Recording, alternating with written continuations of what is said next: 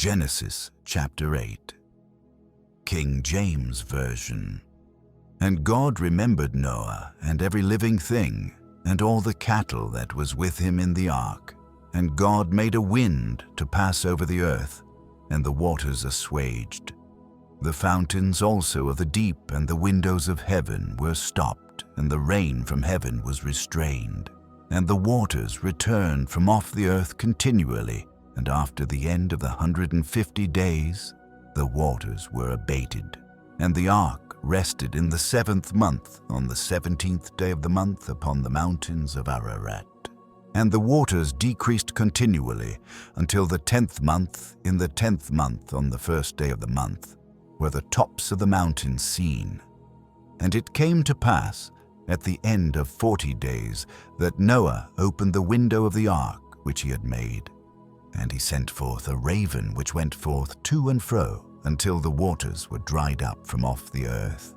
Also he sent forth a dove from him to see if the waters were abated from off the face of the ground.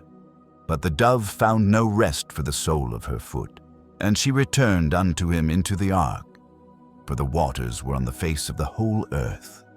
Then he put forth his hand, and took her, and pulled her in unto him into the ark.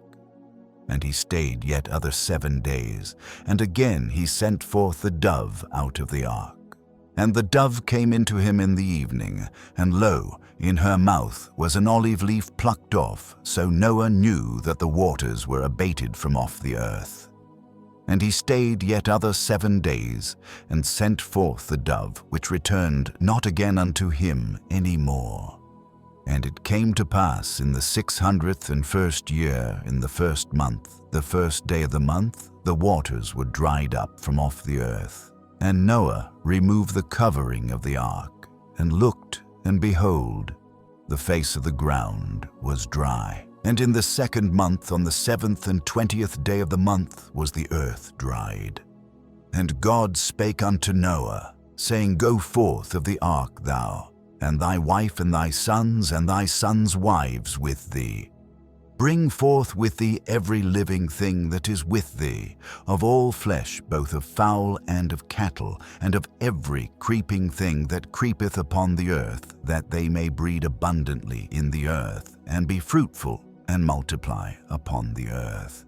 And Noah went forth, and his sons, and his wife, and his sons' wives with him. Every beast, every creeping thing, and every fowl, and whatsoever creepeth upon the earth after their kinds went forth out of the ark. And Noah builded an altar unto the Lord, and took of every clean beast and of every clean fowl, and offered burnt offerings on the altar. And the Lord smelled a sweet savor, and the Lord said in his heart, I will not again curse the ground any more for man's sake, for the imagination of man's heart is evil from his youth. Neither will I again smite any more everything living as I have done.